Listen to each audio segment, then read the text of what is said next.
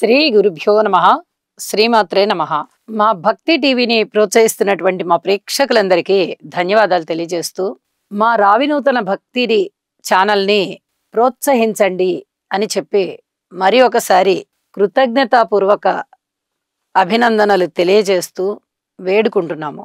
వారఫలాలు, ఇక మిగతా గ్రహస్థితుల యొక్క మార్పులు ఉన్నప్పుడు చెప్పేటటువంటి స్పెషల్ ఎపిసోడ్స్, అలాగే ఛానల్లో డివోషనల్కి సంబంధించినవి, ఇతరత్ర వీడియోలన్నీ వేస్తూ ఉంటాం. మేము ప్రజలందరూ ఆదరిస్తున్నారు, కానీ చూసిన ప్రతి వారు సబ్స్క్రైబ్ చేసుకోవాల్సిందిగా సూచన చేస్తున్నాను. కొంతమంది మాత్రమే చూస్తూ ఉన్నారు.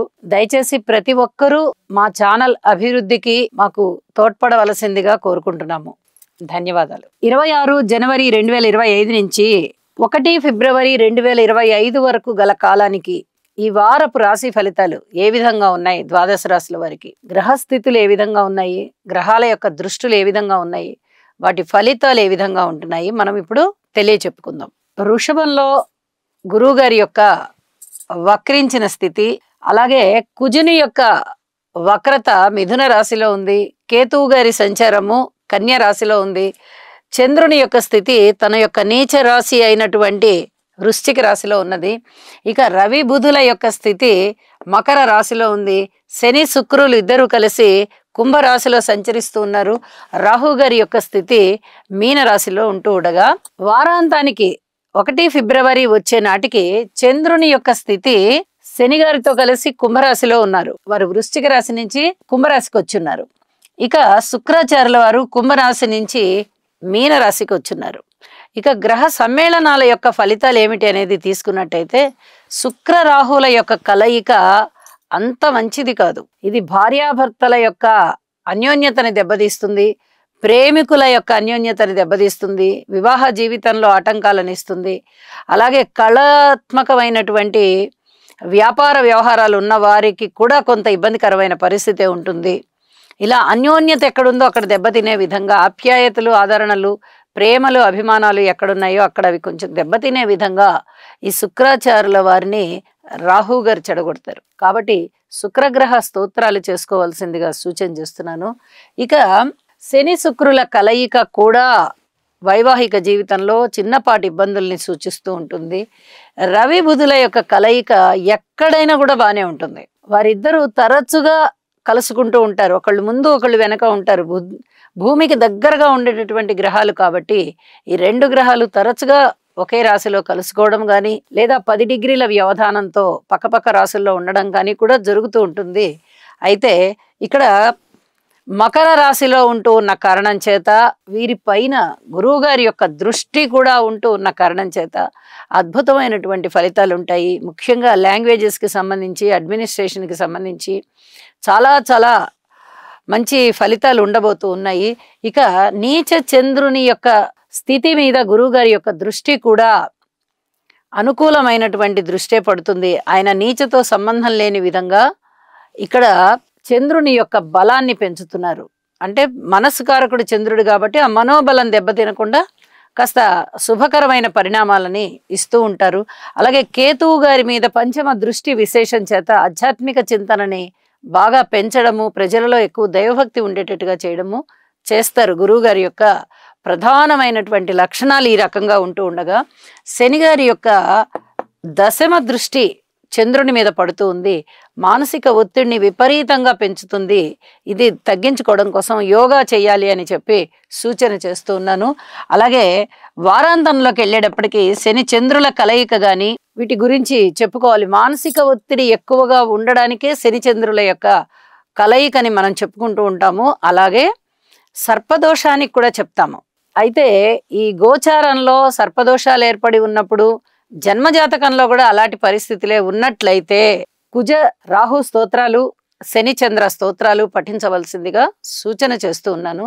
ఇక రాసుల్లోకి వెళ్దాము. మేషరాశి. మేషరాశి వారికి ఈ వారం యొక్క గ్రహగతులని పరిశీలించగా 6 గ్రహాల యొక్క ఉన్నతి, ఉత్తమమైనటువంటి ఫలితాలు చాలా చాలా వెన్నంటి ఉంటూ వీరిని అధికమైనటువంటి అదృష్టవంతుల్ని చేస్తున్నాయి అని చెప్పడంలో ఆశ్చర్యం లేదు. 6 గ్రహాలు ఉత్తమమైన ఫలితాలతో ఉన్నాయి అంటే అది మాటలైన విషయం కాదు. ద్వితీయ స్థానంలో గురువుగారు బాగున్నారు, తృతీయ స్థానంలో కుజుడు బాగున్నారు, షష్ఠ స్థానంలో చంద్రుడు బాగున్నారు, దశమ స్థానంలో రవి గారు బాగున్నారు, ఇక ఏకాదశంలో శని శుక్రులు బాగున్నారు. అన్ని విధాల ఉత్తమమైన ఫలితాలే. ఏదన్నా 1-2 చిన్న చిన్న ఇబ్బందులు ఉండొచ్చు. ఎందువల్ల అంటే మనిషి అన్న తర్వాత పూర్తిగా 100% శుభాలే ఉంటాయి, అనుకూలమైన ఫలితాలే ఉంటాయని ఎక్కడ చెప్పడానికి రాదు. 6 గ్రహాల స్థితులు ఉన్నతమైనటువంటి ఉత్తమమైనటువంటి ఫలితాలను ఇస్తున్నాయి అంటే మనము మేజర్ పార్ట్ శుభాలు పొందుతున్నామని అర్థం. మరి మైనర్ పార్ట్ కొన్ని ఇబ్బందులు ఉన్నాయి కదా, వాటి మాట ఏమిటి అంటే జాగ్రత్తలు తీసుకోవడమే ప్రధానమైన లక్ష్యంగా ఉండాలి. 6 గ్రహాలు ఉత్తమమైన ఫలితాలను ఇస్తున్నప్పుడు మనోబలం బాగా ఉంటుంది, బుద్ధి బలం బాగా వికసిస్తుంది. అందున దశమ స్థానంలో రవి బుధుల యొక్క కలయిక చాలా చాలా బాగుంటుంది. కీర్తి ప్రతిష్టలు ఉంటాయి. ద్వితీయ స్థానంలో గురువుగారి యొక్క స్థితి పూర్తిగా అనుకూలంగా ఉంటూ తన నవమ దృష్టి ఇక్కడ దశమం మీద పడుతూ ఉంది. ఇంకా ఇంతకన్నా ఏం కావాలండి? జీవితం బాగుంటుంది, పెద్దల పట్ల గౌరవాభిమానాలు బాగుంటాయి, అలాగే అనుకూలమైనటువంటి పరిస్థితులు అన్ని విషయాల్లోనూ. రుణాలు తీసుకోండి, మాతృవర్గ రీత్యా తీసుకోండి, పితృవర్గ రీత్యా తీసుకోండి, ఏదైనా పనులలో చక్కటి విజయావకాశాలను తీసుకోండి, అలాగే అభివృద్ధిని తీసుకోండి, ఆర్థిక అభివృద్ధిని తీసుకోండి, ఉల్లాసాన్ని తీసుకోండి.